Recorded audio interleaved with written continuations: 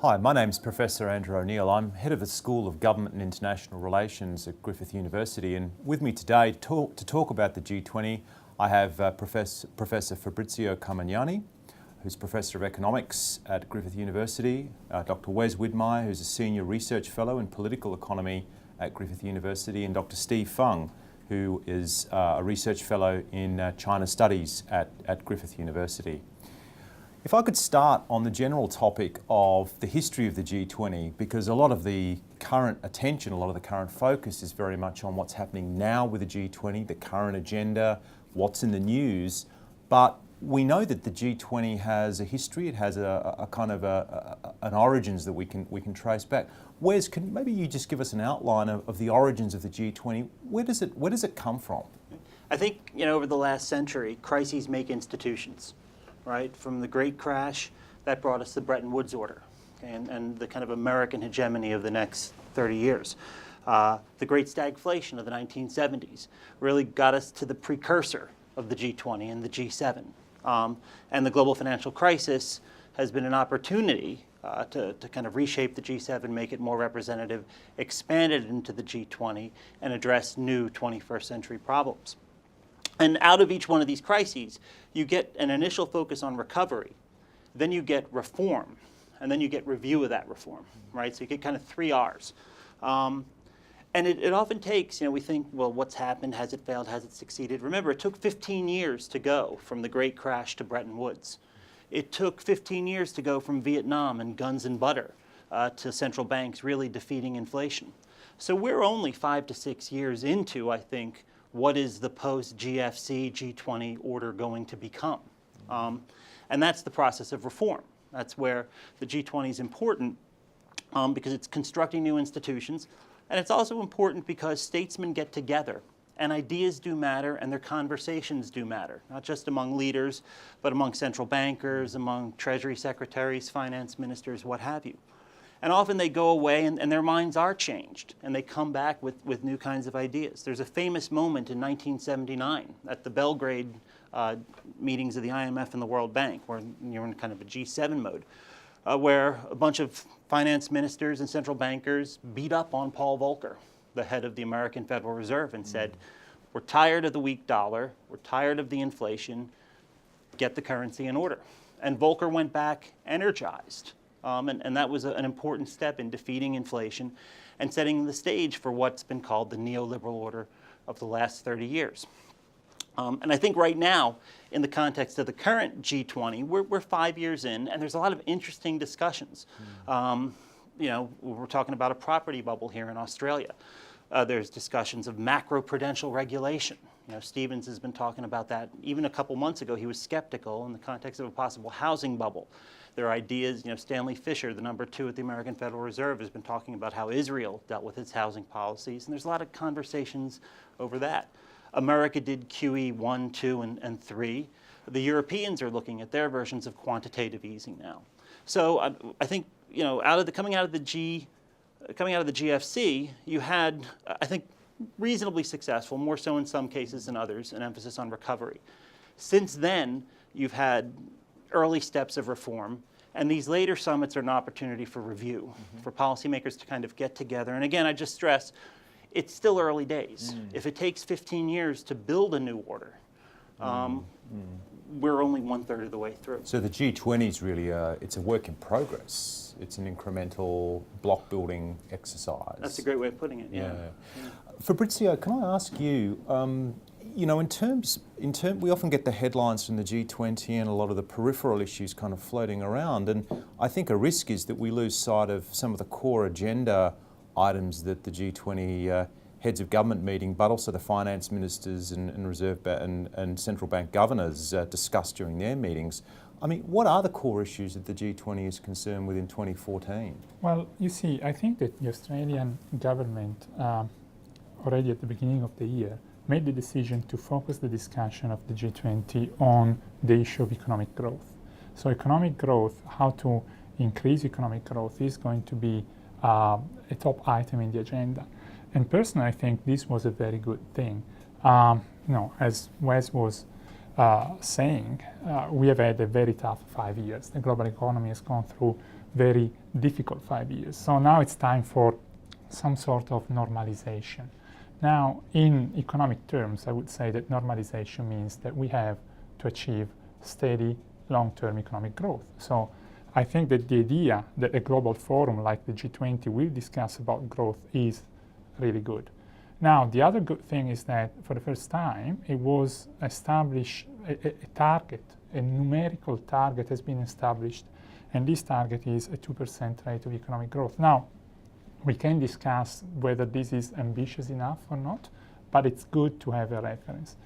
The big question mark now at this stage is how do we achieve economic growth? Because once we set the target, the question is how do we get there? And this is probably going to be the core of the discussion at the meeting in November. Do you think there's a risk with 20 members, I mean, including the European Union in that membership group too, but 20 members, is it possible to coordinate even at a macroeconomic level, or is this too unwieldy to really coordinate economic policy?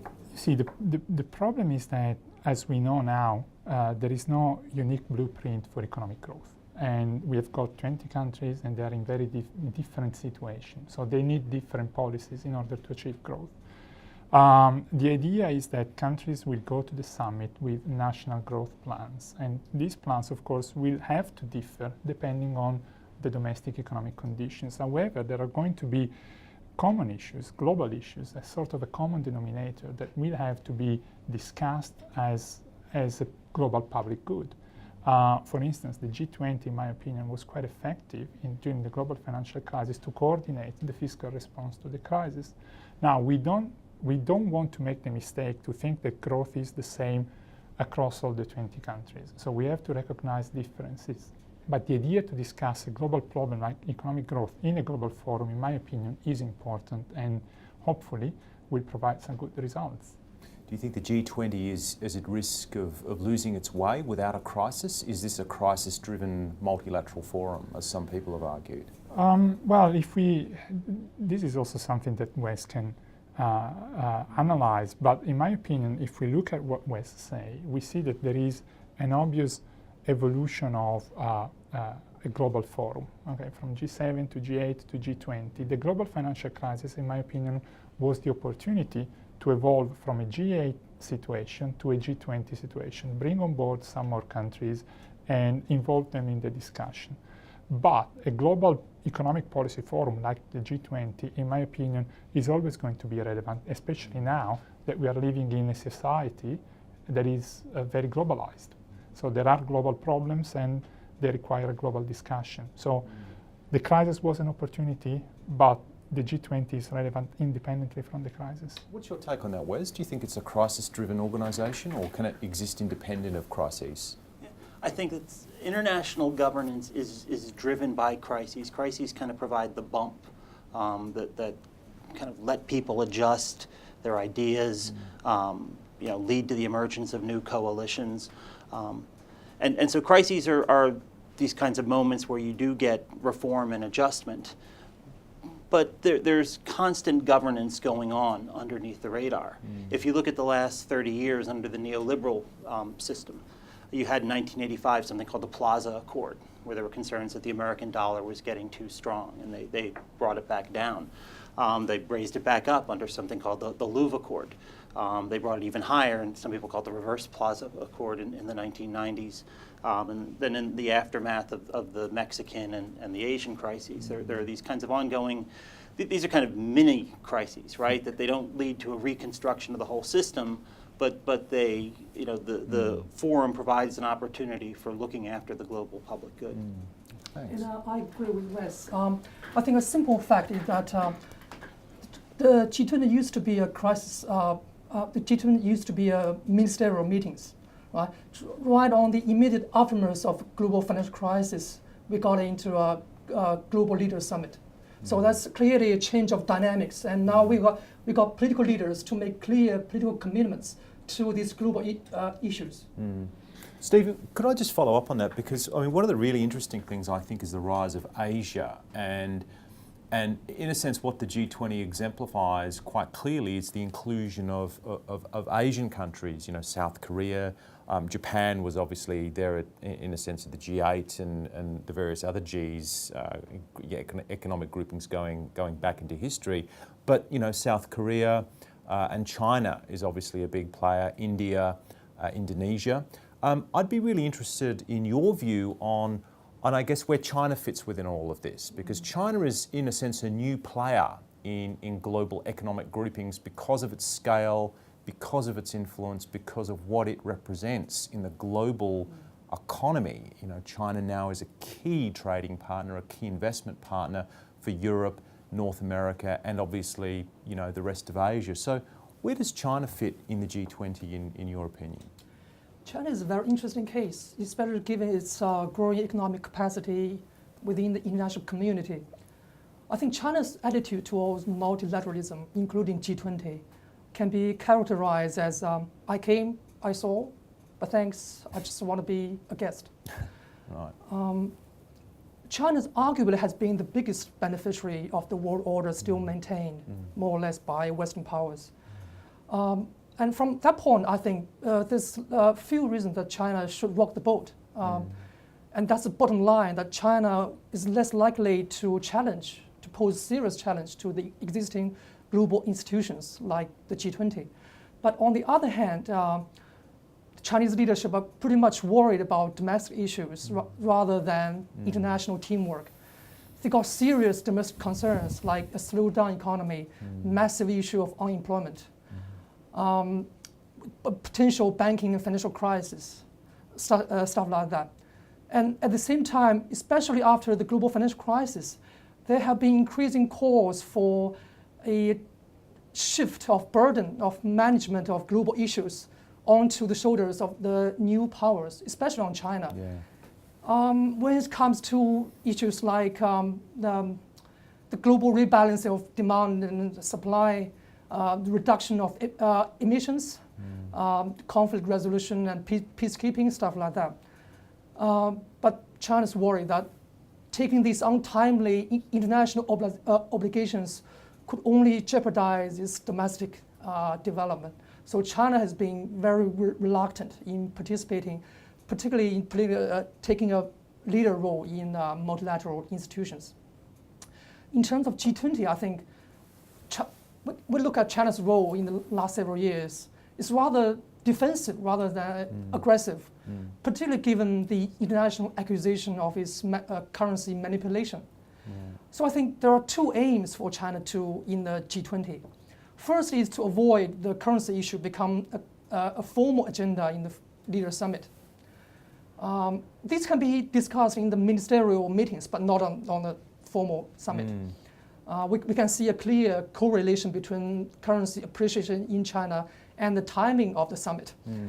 The second aim for China is that China sees itself as representative of the developing countries and emerging markets within the club that more or less still dominated by Western powers.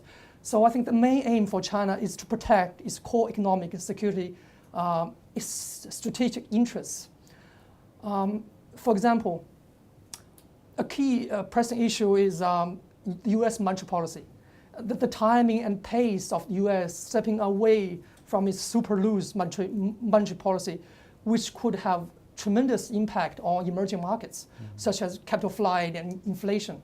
So China has been insisting on a transparent and coordinated approach to monetary policy among G20 countries. So the real target was the U.S.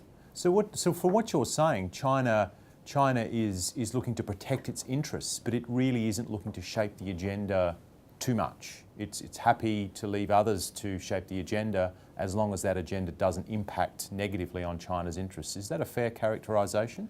Yes, I think there's pretty much talk about a G2 within the G20, right? We already got a G2 mechanism, which is the annual which is bilateral China and the US, basically. annual G2. bilateral dialogue between the two countries. Yeah. These are the bilateral institutions, but many of the issues discussed have global implications. But these are outside G20, not within G20. I think with general trend of the power transition from the east to from the west to the east, and with the rise of China, with the rise of Asia, how to manage the transition process is critical. I think, given the talk of G20, I don't see effective leadership here. I don't see two effective leadership. Rather, I see two ducks. One is the lame duck, which the US, given its diminished engagement on international obligations. But on the other hand, we have China, which is reluctant to take a more leadership role. It's like a Peking duck.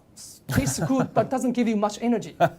So I think a critical agenda for G20 is to have a more robust conversation on how to reallocate responsibilities. That's especially really, especially with the emerging powers having more contribution to the provision of collective goods. That's a really great metaphor. May I Yeah. interject? Sure. I think that following on what Stephen was saying, seems to me that the issue of leadership in the G20 is really very much about identifying those common issues that I was talking about earlier on that in a sense unite the 20 countries, 19 plus the European Union.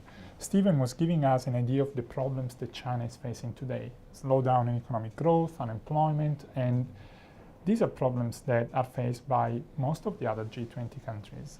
And so this is the common denominator that I was talking about. Leadership in this sense, leadership within the G20, in my opinion, means identifying these common problems and recognizing that a discussion altogether among the G20 countries can help each country solve the problems in their best interest. So I don't really see a conflict between the domestic interest and the global interest as long as we have a leadership that is able to identify this common denominator. So when you talk about leadership, that's really interesting and really important. And Steve's theme is that China isn't yet willing to play that leadership role. So are we talking essentially about the United States here, Wes? Are we talking about the need for the US to step up and provide this leadership? Or is it Europe? I think America, to continue with the culinary metaphors, has been running for the last 30 years on a series of sugar highs, on a series of asset price bubbles.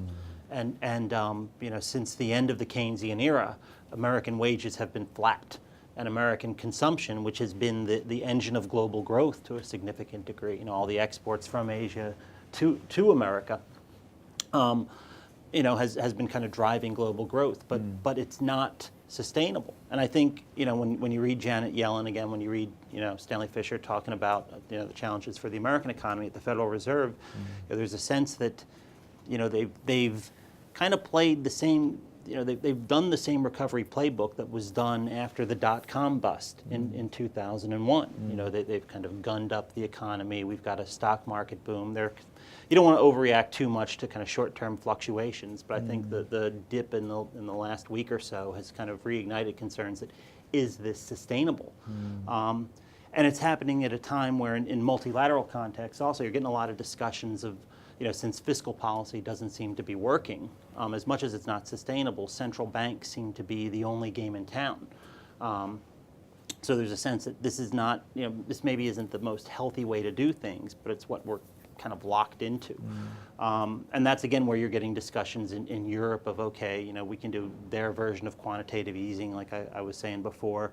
The lines between monetary and fiscal policy are themselves being blurred. In the United States, it's a very dysfunctional political system. So a lot of what Bernanke did after the GFC was creating these special lending facilities so people could, continue to borrow on their student loans to keep the car industry up and things like that.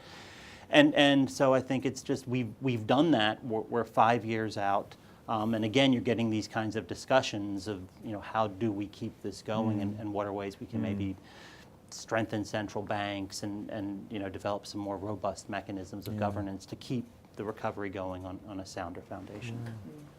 So look, we've talked about the big powers. I mean, for me, I guess one of the really interesting features of the G20 is the fact that it's 20 countries. It's not 8 countries. And we're talking about a range of countries in the mix who are included, who you could describe as middle powers. Those countries that don't exert enormous influence over the international economy, but are not, really small countries like Costa Rica or other small countries, who don't really have any influence at all. So countries like South Korea, Indonesia, South Africa, Obviously, Brazil is sort of somewhere in between the great powers and middle powers, and then we have Australia in the mix as well. And I guess one of the interesting questions is, let's assume that Australia, just on a measurement of GDP globally, it does sit around number 12, 13, sort of just outside the top 10. What can we expect in terms of Australia's influence? After all, Australia's hosting this. The Treasurer, Joe Hockey's played a fairly active role at the finance ministers' meetings. Tony Abbott's already signalled that he's going to be playing a very active role at the heads of government meeting, and we can talk about the relationship with Russia or maybe towards the end of our discussion. But I guess in the meantime, I'm really interested in getting your views on perhaps where Australia fits in all of this. Can it really shape the G20 agenda this year, and can it shape it going forward? Fabrizio? In my opinion, it's already doing that. Oh. And when I was talking about leadership earlier on, I was not just referring to US and China. Of course, they are the two big players. But in the context of the G20, in this case, Australia as a president can have a leadership role in two ways. First of all, setting a clear agenda. We have seen in the past the agenda often being very broad, and the very broad agenda usually doesn't lead to any substantive result. And second, also in terms of recommendations that we expect from the G20. Again, we have seen in the past communiques with like hundreds recommendations, and again, none of these recommendations is implemented. So Australia apparently is on a path of focusing the agenda on a few key themes and also asking countries to come up with a shorter list of recommendations that can be monitored. So this is, in my opinion, an interesting sign of leadership that other countries, like medium-sized economies, can play in the future when they have a role as chair of the meeting. So I do see quite an important contribution coming from these middle-sized economies in terms of how we shape the governance of the process. And on intellectual leadership, I just kind of follow up that since Australia has been such a conspicuous success in dealing with the GFC, my sense is when you look at, again, not just speeches by Janet Yellen, but the other governors in the American Federal Reserve, Australia is often a case study that people point to. And I think Stephen's qualified embrace of macroprudential regulation and discussion of the Australian property bubble. These have been big in the kind of, again, at the maybe it is in the context, like Stephen was saying, of the the finance ministers and central banker meetings rather than the head of state meetings. But I think when Australia has been talking recently, people have been listening. Is there a risk that the substantive agenda of the G20 this year will be lost? Because we've seen in the past, we saw in St. Petersburg last year, for example, the G20 heads of government meeting, a lot of the focus was on what was happening in Syria with the use of chemical weapons by the Assad regime, and a lot of the discussion was actually on issues that were important internationally but quite peripheral to the G20's core agenda. And we've seen in the media some of Prime Minister Abbott's comments about shirt-fronting Vladimir Putin when he comes to Australia, and the issue of Australia-Russian relations, and generally the sense in which Russia may find itself isolated politically may cast a bit of a shadow over some of the substance. Is that a real risk this year, do you think, it being some of the core substantive agenda items being overshadowed by peripheral issues? I think, with these meetings, the agenda is what they want to talk about, right? Whatever the leaders want to talk about, whatever's put on their plates by their aides, they'll talk about what they want to talk about. And I think the G20 is good for that, right? I mean, it should be, we're addressing matters of the global public good. But there are networks. The G20 is linked into the Bank for International Settlements, is linked into the IMF World Bank meetings. There are all these kinds of, the circuitry of international economic discussion that goes on. And so the G20 is kind of locked into that. And again, I think below the headline level, there will continue to be productive discussions. There's to the extent that economists get excited about things, there's a lot of exciting things that I think economists will be talking about even if the leaders are issuing communiques on ISIS or Ebola or what have you. So it kind of is not only are there two-level games, international policymakers and domestic communities, but there's two-level games. There's the political leaders and then the finance ministers. I mean, the G20 is an economics policy forum, and in my opinion, it will be successful to the extent that it sticks to its mission, if we want to call it a mission. So I believe that it's important that the G20 is always open as a channel of communication between countries. So it would have been a mistake to shut down Russia in this case. It's always important to use the G20 as a channel of communication, but this communication hopefully will stick to the economic issues that have been discussed over the past several months. Of course, I agree with Wes. There is always the risk that some external item will end up on the agenda and monopolize attention. And this is the case when the G20 is at risk of failure. If we stick to the items that have been identified so far, as I said at the beginning, in my opinion, we're going to have a successful summit. So I agree with Fabrizio. I think we should keep the agenda simple, well targeted. Of course, we all have these domestic concerns and international obligations, and also these short-term concerns and long-term targets. But I think one of the pitfalls of the previous meetings is that the host nations tries to make the summits look successful, try to stuff too much agenda items into the meeting, but we are left with more unfinished business. I think we should absolutely avoid this situation at this meeting. So just to conclude our discussion today, I'd be really interested in getting from each of you very briefly what you would like to see come out, one thing that you would like to see come out of this year's G20 meeting. And perhaps if I start with you, Fabrizio. I would like the G20 countries to agree on the notion of inclusive growth. So when we talk about economic growth, we don't just talk about increasing a number, we are talking about generating value that is accessible to all individuals in a country or in a region. And if we can have this notion of inclusive growth recognized by the G20, in my opinion, it will be a great step in addressing our current global economic problems. Wes?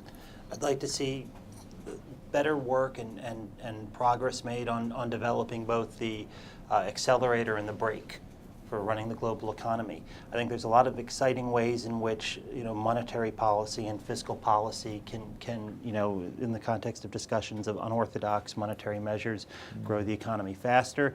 And to the extent we're worried that that's going to veer off into a bubble, I think there's lots of interesting discussions of macroprudential regulations and ways to act in a targeted way to make sure that any stimulus goes into productive measures so that we can steer and grow more in a more stable fashion.